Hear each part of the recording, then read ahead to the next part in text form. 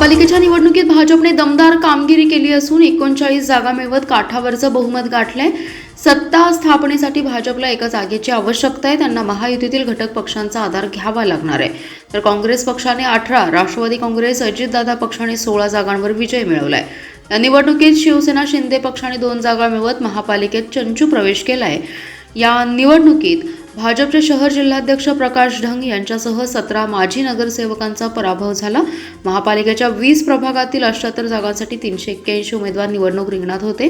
गुरुवारी महापालिकेत मतदान प्रक्रिया पार पडली होती। एकूण 4,54,430 मतदारांपैकी 2,77,346 जणांनी मतदानाचा हक्क बजावला होता। यामध्ये 1,39,540 पुरुष तर 1,37,784 स्त्री आणि इतर 22 जणांनी मतदानाचा हक्क बजावलाय।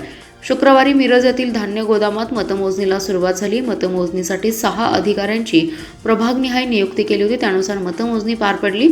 या निवडणुकीत भाजपने जोरदार कामगिरी केली आहे।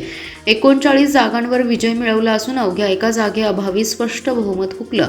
या निवडणुकीत प्रथमच शिवसेना पक्षाने 2 जागा मिळवत महापालिकेत चंचू प्रवेश केलाय। भाजपमधून उमेदवारी डावलल्याने माजी उपमहापौर युवराज बावडेकर हे शिवसेनेच्या चिन्हावर प्रभाग क्रमांक 14 मध्ये निवडणूक लढवत होते। त्यांनी भाजपचे विजय साळुंखे यांचा पराभव केलाय। या प्रभागाकडे सर्वांचं लक्ष लागलं होतं। तर मिरजेतील प्रभाग 3 मधून सागर वनखंडे यांनी भाजपच्या उमेदवाराचा पराभव करत महापालिकेत चंचू प्रवेश केला।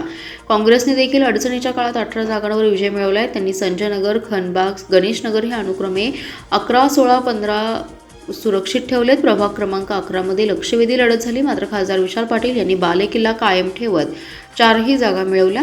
वसंतदादांचे पंतू हर्षवर्धन पाटील यांच्या रूपाने दादा घराण्याची 4थी पिढी महापालिकेत आली आहे।